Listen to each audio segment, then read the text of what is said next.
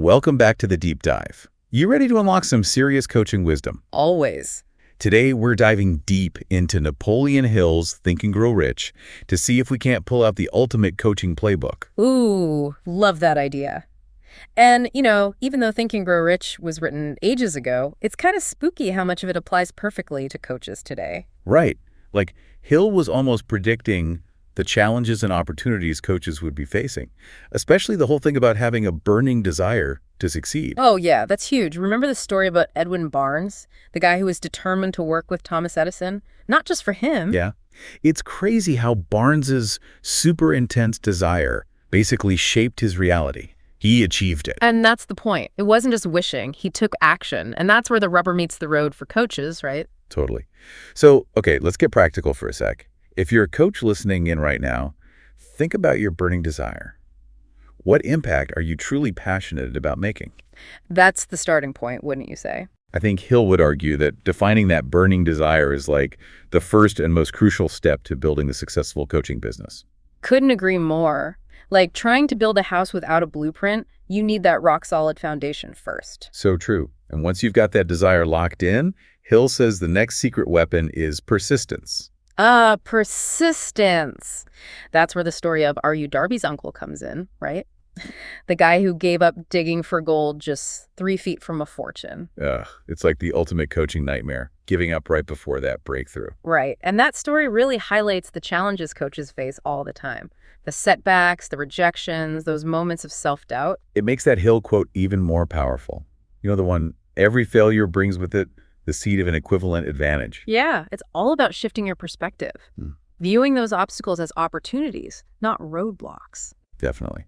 And speaking of perspective, something else in Hill's work that I found incredibly relevant to coaching was his take on knowledge. He really hammered home the difference between general knowledge and specialized knowledge. And he was convinced that it's specialized knowledge that really sets you apart. Absolutely. And he uses examples like Henry Ford and Thomas Edison. They both achieved amazing things despite having limited formal education. It really makes you think their degrees didn't define them. It was their mastery of specific areas. So for coaches, that means becoming that go-to expert in your niche. Yes.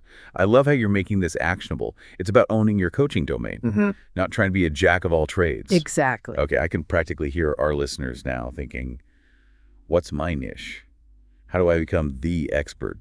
What would you tell them? I'd say the magic happens when you find that sweet spot, where your passions and your clients' needs overlap. Oh, I like that. It's like a Venn diagram of passion and client needs. Right. It's about figuring out what problems you're uniquely equipped to solve. And then, of course, you need to constantly learn and upgrade those skills so you become the undeniable authority. Such a great point. And it's interesting how Hill actually had some pretty insightful things to say about marketing, even way back then, especially when it comes to marketing personal services, which is super relevant for coaches building their businesses. Oh, absolutely. He really understood that coaches have to market themselves. Remember that story about the mother who basically made a plan book for her son to help him land his dream job? Oh, yeah. It really highlights how powerful it can be to thoughtfully showcase your skills and experience. It was like personal branding before personal branding was even a thing. Right. And I think it really speaks to the fact that marketing isn't about being pushy or manipulative. It's about communicating your value effectively to the right people. That's so key. So many coaches get hung up on the idea of selling themselves. But Hill's story really frames it differently, doesn't it? It's about presenting yourself as the solution. Totally. And building relationships based on mutual respect and collaboration. Hill actually viewed jobs as partnerships where both parties benefit. That's an interesting way to think about it.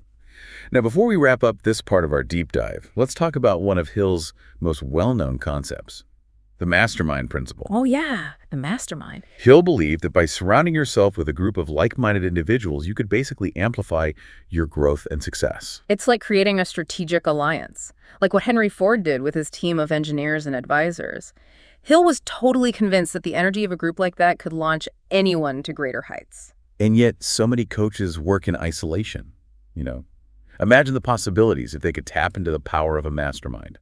Sharing knowledge, brainstorming solutions, supporting each other's growth. That's where the magic happens.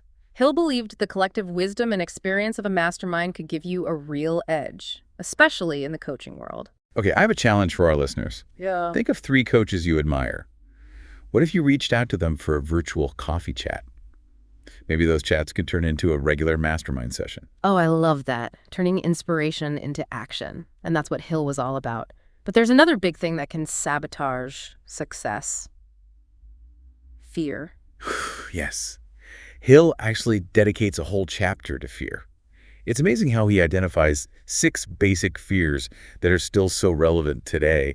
And one that really hit me, especially for coaches, was the fear of criticism. Makes sense though, right? Yeah, I mean, as a coach, you're putting yourself out there, sharing your expertise, guiding people. It's vulnerable. For sure. And Hill believed that fear of criticism could seriously hold you back. He thought it could stop coaches from really owning their calling, sharing their message confidently, and ultimately building that thriving business they dream of. He argued that it's not about never getting criticized. It's about realizing that criticism is often unavoidable, but it doesn't have to define you. It's about building that resilience, trusting your gut. Okay, before we jump into part 2 of this deep dive, I want to leave you with a question. Dear listener, what fear is holding you back right now? Ooh, good one. And even more important, what's one tiny step you can take today to start overcoming it? Just one little step. It's so easy to let fear call the shots, you know? Totally. But Hill wouldn't let us off that easily, would he? He wasn't just about identifying the problems. Oh, no. He was all about providing tools and solutions. Exactly. And one of the things he really emphasized, which I found super helpful, was the importance of planning. Planning, like actually writing down your goals. Yep. He was convinced that a well-defined plan is the key to turning desires into reality.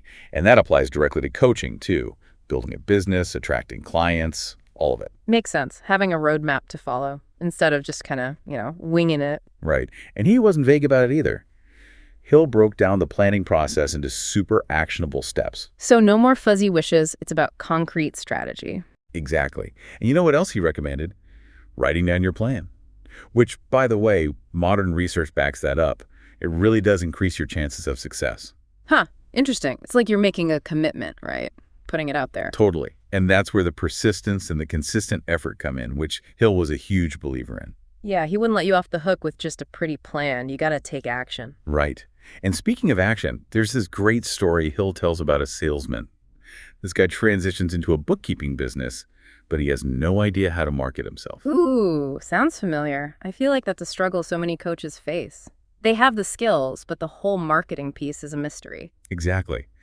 And Hill gives the salesman some really smart advice.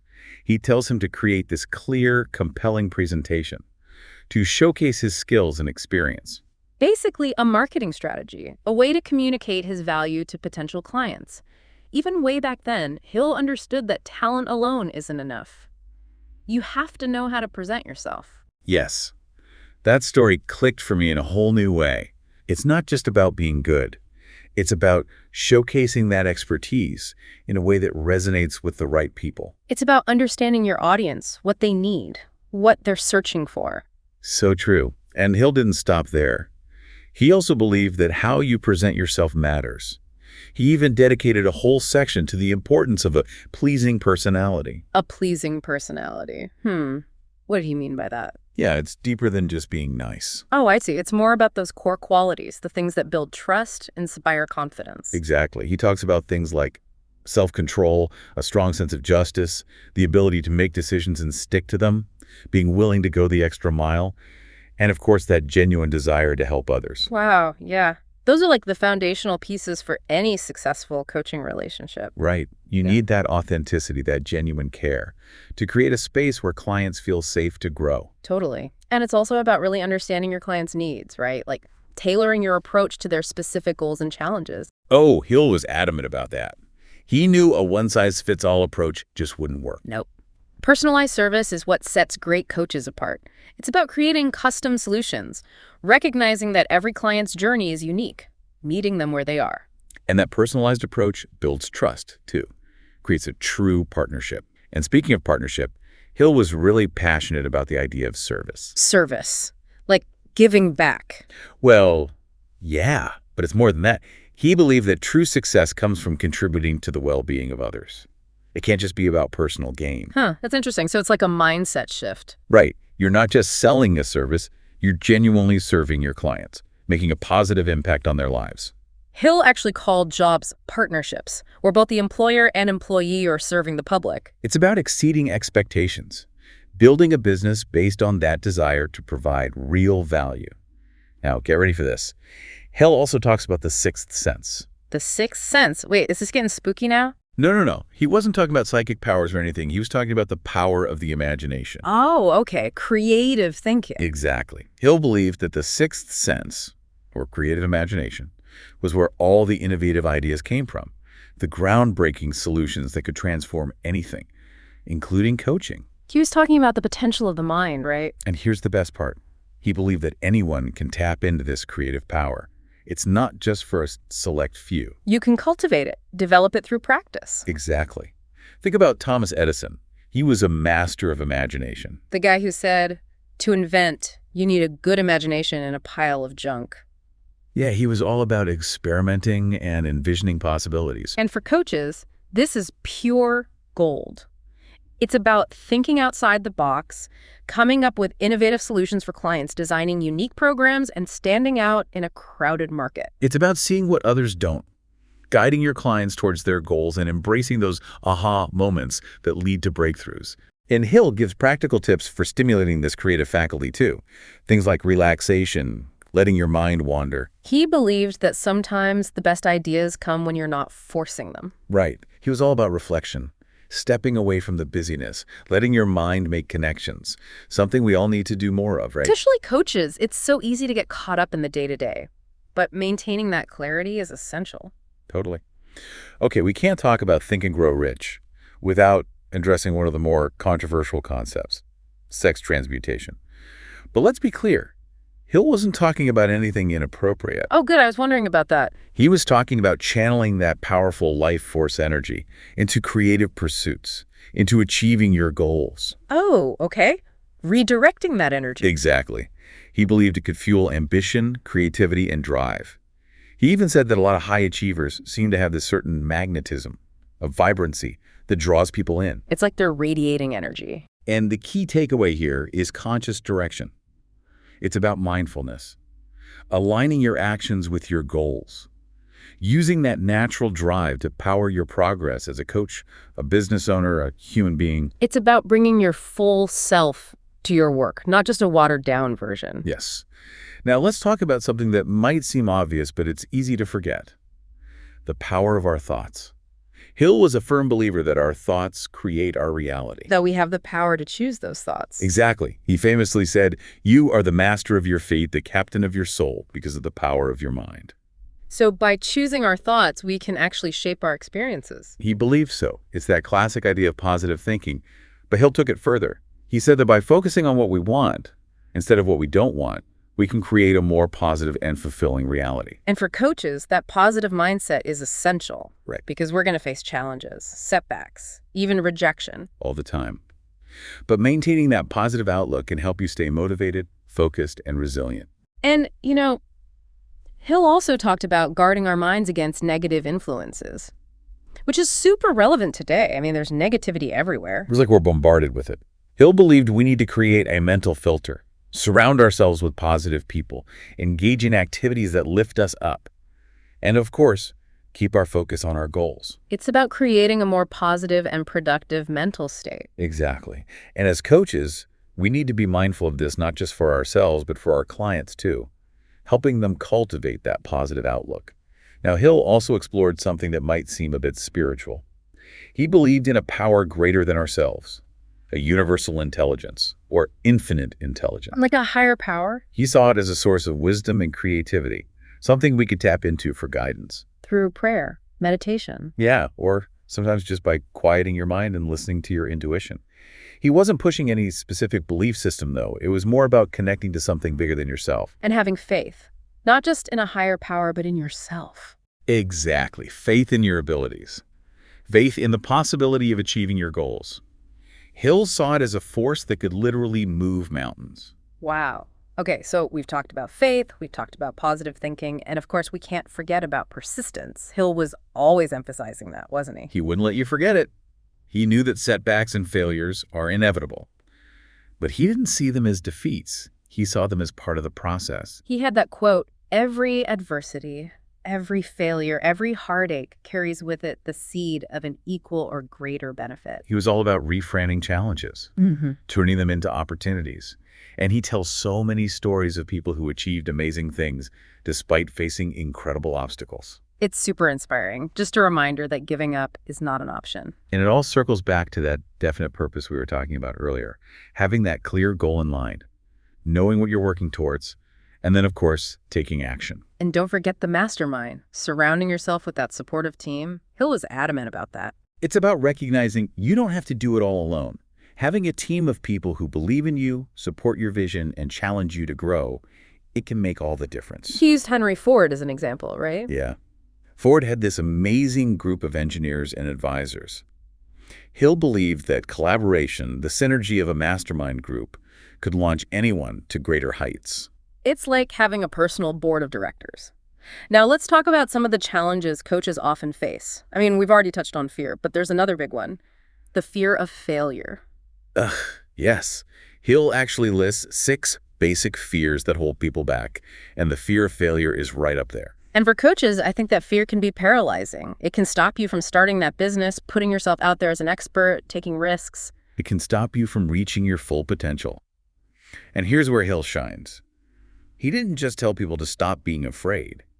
He actually gave strategies for overcoming fear. Like how to understand where that fear is coming from, challenge those negative beliefs, and replace them with positive ones. He also believed in taking action, despite the fear.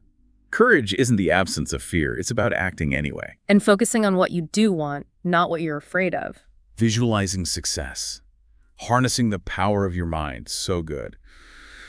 Okay, what about procrastination? Another big one, right? Oh yeah, the ultimate productivity killer. And Hill saw as a form of self-sabotage, a way to avoid discomfort. And it's so easy to fall into that trap, especially when you're building a business on your own. There's no one looking over your shoulder. Right.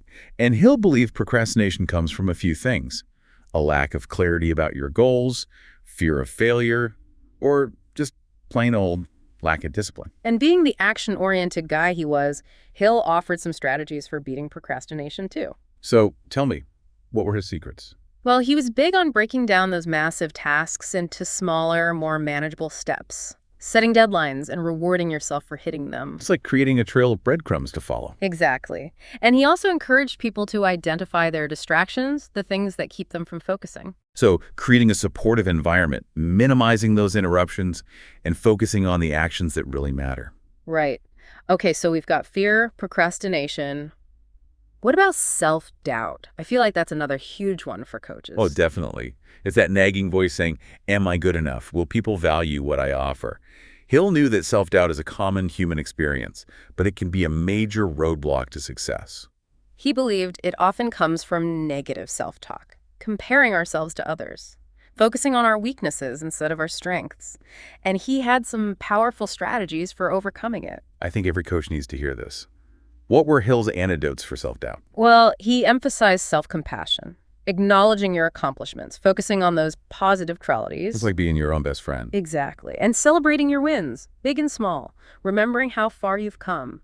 Hill also talked about surrounding yourself with supportive people, the ones who believe in you and your dreams. Because positive reinforcement from others can really boost your confidence, quiet that inner critic. Yes.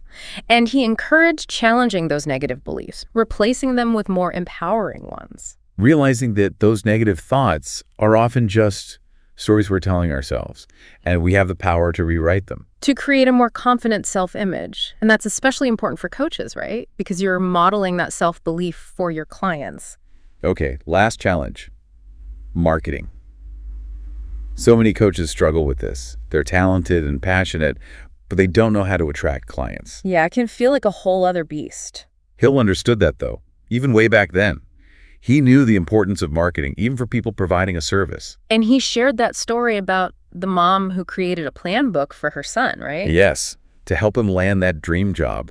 It's all about strategically presenting your skills and experience. Understanding your target audience, what they want, what they need. It's about crafting a message that speaks directly to those ideal clients, highlighting your unique strengths and showing them the transformation you can help them achieve. Hill was also a big believer in thinking outside the box when it comes to marketing, finding creative ways to reach your audience. Standing out from the crowd, offering something truly unique and valuable. It's about showcasing your personality, your expertise, the unique way you approach coaching.